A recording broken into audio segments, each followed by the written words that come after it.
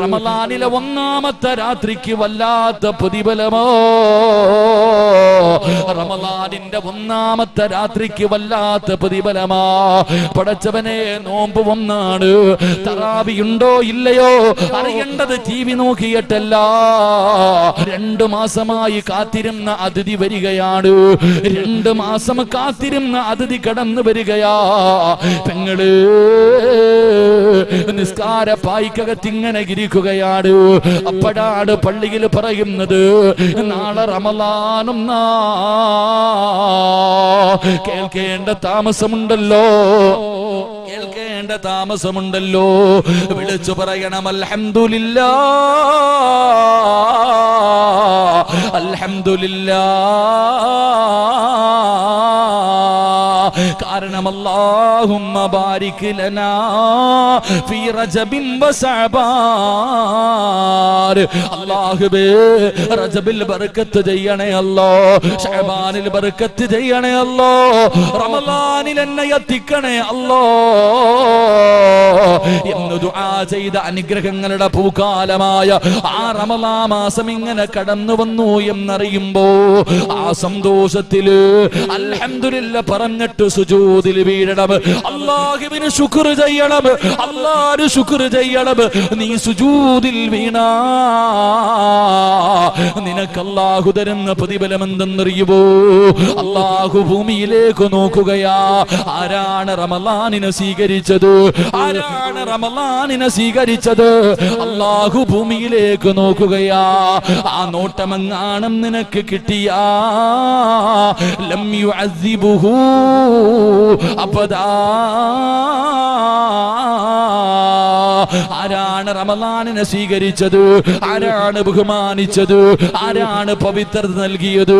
അല്ലാഹു നോക്കുകയാണ്. പെങ്ങളെ, ആ നോട്ടം നിസ്കാരപ്പായിലിരിക്കുന്ന നിന്റെ മുഖത്തേക്ക് നോക്കിയാ പിന്നെ ലം യുഅസിബുഹു അബദാ. പിന്നെ ഒരു കാലത്തും നിന്നെ അല്ലാഹു ശിക്ഷിക്കില്ലെന്ന് നബി മുഹമ്മദ് മുസ്തഫ. പിന്നെ ഒരിക്കലും അല്ലാഹു നിന്നെ ശിക്ഷിക്കൂല. എന്റെ പ്രിയമുള്ളവരെ, അത് റമളാനിന്റെ ഒന്നാമത്തെ രാത്രിയുടെ മഹത്വമാ. ഇതുപോലെ റമളാനിനെ സ്വീകരിച്ചു, മനസ്സും ശരീരവും ശുദ്ധമാക്കി റമളാനിനെ നിസ്കാരപ്പായിലിരുന്ന് സ്വീകരിച്ചു. എന്നിട്ട് തറാവീഹ് നിസ്കരിച്ചു. എന്നിട്ട് റമളാനിന്റെ ഒന്നാമത്തെ നോമ്പിന് നിയ്യത്ത് വെച്ചു. എന്നിട്ട് റമളാനിന്റെ പകല് നോമ്പ് പിടിച്ചോ, നിന്നെയാണ് കാത്തിരിക്കുന്നത്. സ്വർഗത്തിന്റെ കവാടങ്ങൾ മുഴുവനും തുറന്നിട്ടു. സ്വർഗം അല്ലാഹുവേ മലക്കുകൾ അലങ്കരിച്ചിട്ടു. അല്ലാഹുവിന്റെ സ്വർഗം ദുആ ചെയ്യുന്നു, അല്ലാ ആ മനുഷ്യന് എനിക്ക് തരണേ അല്ലാ, ആ പെണ്ണിനെ എനിക്ക് തരണേ അല്ലാ, അവർക്ക് നീ സ്വർഗം കൊടുക്കണേ അല്ലാ എന്ന് സ്വർഗം ദുആ ചെയ്യുമെന്ന് ആദരവായ പ്രവാചകൻ നബി മുഹമ്മദ് മുസ്തഫ. ആദരവായ പ്രവാചകൻ നബി മുഹമ്മദ് മുസ്തഫ. അല്ലാതെ റമളാൻ ഒന്നിട നാളെ നോമ്പ, എല്ലാരും പിടിക്കണല്ലോ ഞാനും പിടിക്കാം, പള്ളിയിൽ കയറാം, നിനക്ക് ഈ പ്രതിഫലം കിട്ടുമെന്ന് തോന്നുന്നില്ല.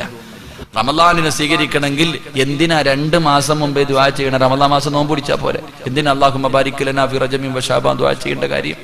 എടാ, ഈ വരുന്ന മാസം സാധാരണ മാസമല്ല. നീ നിന്റെ മനസ്സിന് പറഞ്ഞു പഠിപ്പിക്കുക, നിന്റെ ശരീരത്തിനും നഫ്സിനും പറഞ്ഞു പഠിപ്പിക്കുക. നന്നാകടാ, ഒരുപാട് അമലുകൾ ചെയ്യടാ, ദുസ്വഭാവങ്ങളൊക്കെ മാറ്റടാ, റമളാനാ വരുന്നത് എന്ന് പറഞ്ഞു പഠിക്കാൻ വേണ്ടിയാ. ഇങ്ങനെ പറഞ്ഞു പഠിച്ചു നന്നായിട്ട് വേണം റമളാനിനെ സ്വീകരിക്കാൻ. അല്ലാഹു ഭൂമിയിലേക്ക് നോക്കും, കരുണയുടെ നോട്ടം. ആ നോട്ടം കാണാൻ പൊന്നു മക്കളെ കിട്ടിയ അല്ലാഹുവേ ലം യുഅസിബുഹു അബദാ.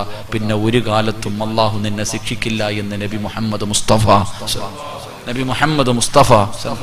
ഇതുപോലെ വേണം റമളാനിനെ സ്വീകരിക്കാൻ. ഇങ്ങനെ സ്വീകരിച്ചിട്ട് നോമ്പ് പിടിച്ച നീ അള്ളാഹിനോട് സ്വർഗം ചോദിക്കണ്ട, സ്വർഗം തന്നെ നിന്നെ കിട്ടാൻ ദുആ ചെയ്യുമെന്ന് നബി മുഹമ്മദ് മുസ്തഫ സല്ലല്ലാഹു അലൈഹി വസല്ലം. അല്ലാഹു നമുക്ക് ഈമാൻ നൽകുമാറാകട്ടെ, അല്ലാഹു നമുക്ക് ഈമാൻ നൽകുമാറാകട്ടെ. അപ്പോൾ സ്വർഗം വിളിക്കുന്ന ഒന്നാമത്തെ വിഭാഗം അതാണ്.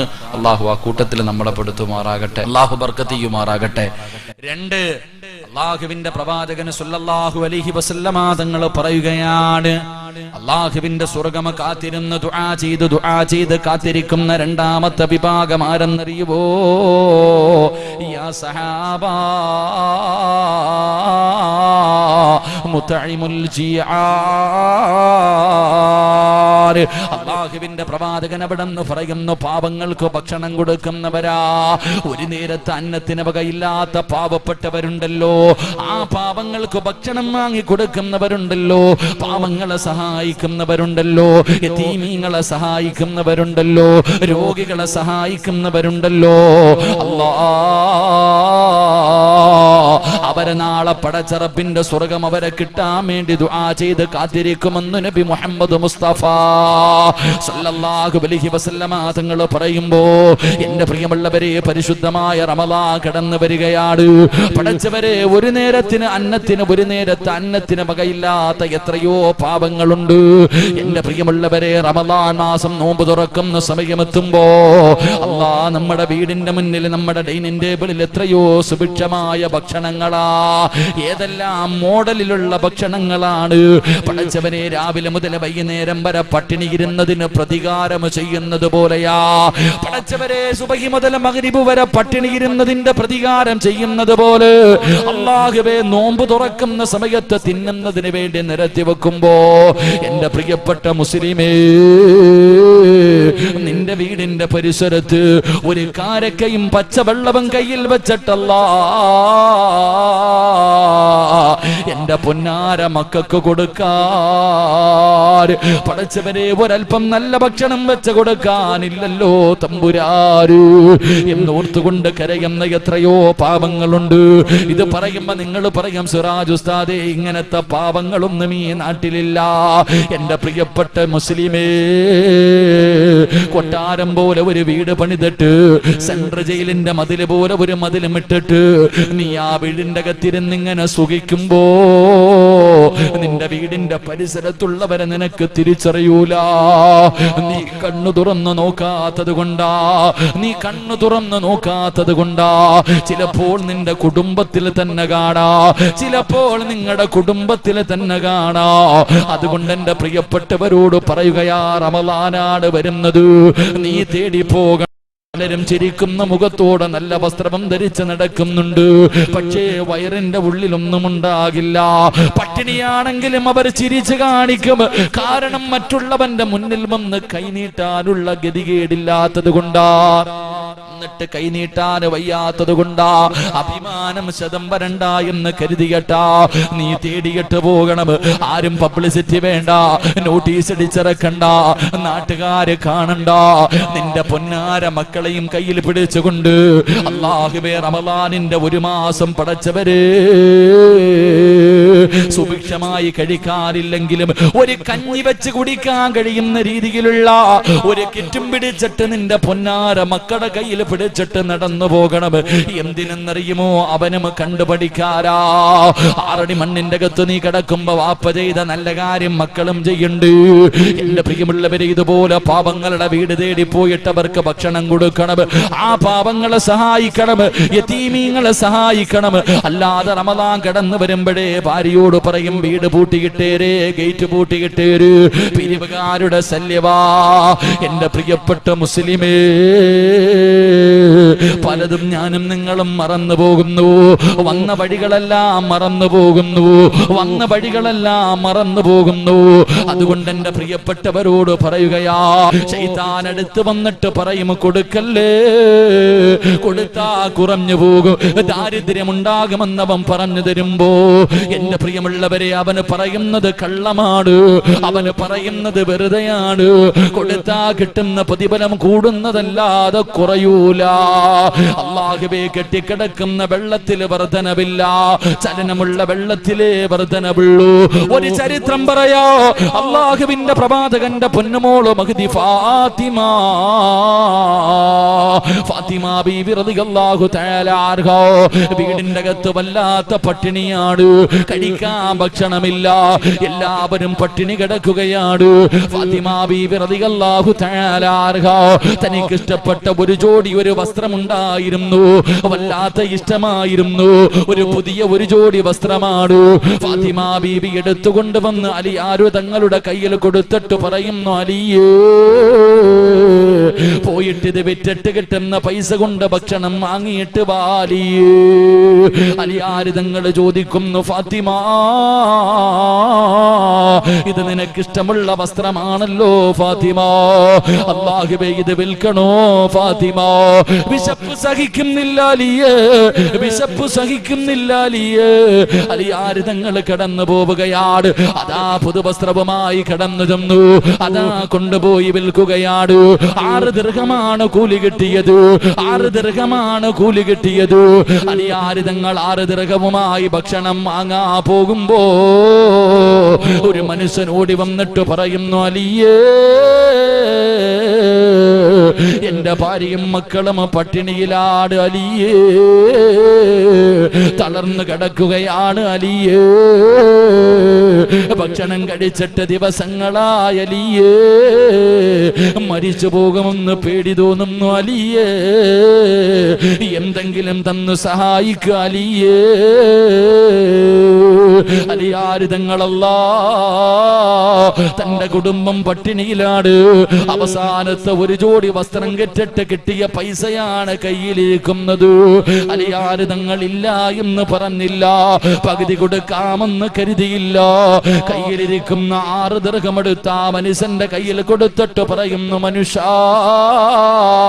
കൊണ്ടുപോയി വിറ്റിട്ട് കിട്ടുന്ന പൈസ കൊണ്ട് ഭക്ഷണം വാങ്ങിക്കൊടുക്കൂ, നിങ്ങളുടെ മക്കൾക്ക് ഭക്ഷണം വാങ്ങിക്കൊടുക്കൂ.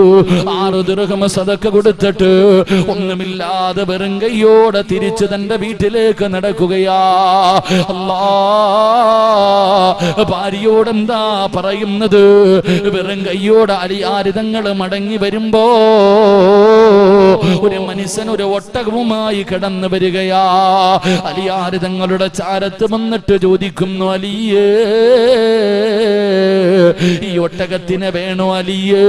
100 ദിർഹം നീ എനിക്ക് തന്നാ മതി, എനിക്ക് 100 ദിർഹം തന്നാ മതി. അലിയാർ തങ്ങൾ പറഞ്ഞു, എന്റെ കയ്യിൽ 1 രൂപ പോലുമില്ല, 1 ദിർഹം പോലും എന്റെ കയ്യിലില്ല. ആ മനുഷ്യൻ പറഞ്ഞു, ഇപ്പൊ തരണ്ട, കിട്ടുമ്പോ തന്നാ മതി, കടമായിട്ടിരിക്കട്ടെ അലിയേ. അലിയാർ തങ്ങളുടെ കയ്യിൽ അടിച്ചേൽപ്പിക്കുകയാണ്. എന്നിട്ടല്ല ആ മനുഷ്യനങ്ങ് നടന്നുപോയി. അലിയാർ തങ്ങൾക്കൊരു സമാധാനമില്ല. 100 ദിർഹം കടക്കാരനായല്ല അല്ലാ. കുറച്ചങ്ങ് മുന്നോട്ട് നടന്നു കഴിയുമ്പോ രണ്ടാമതൊരു മനുഷ്യന് കടന്നു വരികയാ. അലിയേ ഒട്ടകത്തിനെ എനിക്ക് തരുവോ അലിയേ? 160 ദിർഹം ഞാൻ നിനക്ക് തരാ. അലിയാർ തങ്ങൾ പറഞ്ഞു, ഞാൻ 100-നാണ് വാങ്ങിയത്. ആ മനുഷ്യൻ പറഞ്ഞു, കുഴപ്പമില്ല, 160 തരാം. കയ്യിൽ കൊടുത്ത് ഒട്ടകത്തെ വാങ്ങി അലിയാർ തങ്ങൾ ഓടുകയാണ്. 100 ദിർഹം ഓടിച്ചെന്നിട്ട് കടം വീട്ടുകയാ. 100 ദിർഹം ഓടിച്ചെന്നിട്ട് കടം വീട്ടുകയാ. 60 ദിർഹം തനിക്ക് ലാഭം കിട്ടി. അലിയാർ തങ്ങൾ കമ്പോളത്തിലേക്ക് ചെന്ന് ഭക്ഷണം വാങ്ങി, സാധനങ്ങൾ വാങ്ങി, വസ്ത്രങ്ങൾ വാങ്ങി. എന്നിട്ട് തന്റെ വീട്ടിലേക്ക് സന്തോഷത്തോടെ കടന്നു ചെല്ലുമ്പോ ഫാത്തിമ ബീബി റളിയല്ലാഹു തആല അൻഹ അവിടുന്ന് ചോദിക്കുന്നു, അലിയേ എന്റെ 1 ജോഡി വസ്ത്രത്തിന് ഇത്ര വലിയ വില കിട്ടിയോ അലിയേ? അതാ അലിയാർ തങ്ങൾ നടന്നത് മുഴുവനും പറയുകയാണ്. എന്നിട്ട് പറഞ്ഞു കൊടുത്ത മറുപടി എന്തെന്നറിയോ? ഫാത്തിമ, ഫാത്തിമ, എന്റെ ഭാര്യയും മക്കളും പട്ടിണി കിടന്നപ്പോ എന്റെ കയ്യിലിരുന്ന 6 ദിർഹം ഒരു പാവപ്പെട്ട കുടുംബത്തിന് സദക്ക കൊടുത്തപ്പോ ഒന്നിനു പകരം അല്ലാഹു 10 തന്നു. ഒന്നിനു പകരം അല്ലാഹു 10 തന്നു. 6-ന് പകരം 60 തന്നു ഫാത്തിമ. 6-ന് പകരം അല്ലാഹു 60 കൊടുത്തു. ആരാ ഒട്ടകത്തെ വിറ്റത്? ആരാണ് ഒട്ടകത്തെ വിറ്റത്? മുഖറബുൽ അംലാക്ക് മലക്കു ജിബ്രീൽ. ജിബ്രീൽ അലൈഹിസ്സലാമാണ് ഒട്ടകത്തെ വിറ്റത്. വാങ്ങിയതാരാ? മീകായിൽ അലൈഹിസ്സലാം. ചരിത്രം അവിടെന്ന് പറഞ്ഞു തരുമ്പോ കൊടുത്തെന്ന് പറഞ്ഞു കുറയൂല, കൊടുത്തെന്ന് പറഞ്ഞു കുറയൂല. എന്റെ പ്രിയമുള്ളവര്, അല്ലാഹുവിന്റെ റസൂല് പറയുകയാ, നിന്റെ അവസാനം അല്ലാഹു നന്നാക്കി തരുമെന്ന് നബി മുഹമ്മദ് മുസ്തഫ സല്ലല്ലാഹു അലൈഹി വസല്ലമ തങ്ങൾ പറയുകയാ, മനസ്സറിഞ്ഞുകൊണ്ടൊരു സദഖയിട്ടോ മരിക്കുന്ന സമയത്ത് നിനക്ക് കാണാ, നിന്റെ മരണസമയത്ത് സക്കറാത്തിന്റെ അവസ്ഥയിൽ കാണാ, ഈ കൊടുക്കുന്ന സദഖയുടെ പ്രതിഫലമായ സ്വർഗ്ഗമുണ്ടല്ലോ.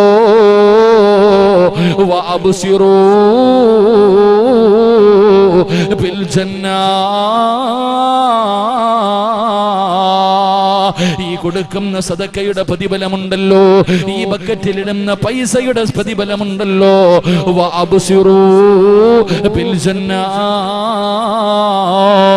മരിക്കുന്ന സമയത്ത് നിനക്ക് കാണാ മുസ്ലിമേ, മരിക്കുമ്പോ കാണാറുള്ള പ്രതിഫലമോ, ഇതിന്റെ പ്രതിഫലം കണ്ടിട്ടാണ് മരിക്കേണ്ടത്. ഇതിന്റെ പ്രതിഫലം സ്വർഗ്ഗമാണ്, ഇതിന്റെ പ്രതിഫലം സ്വർഗ്ഗമാണ്. അല്ലാ, സ്വർഗ്ഗം കണ്ട് മരിക്കാനുള്ള ഭാഗ്യം തരണേ അല്ലാ.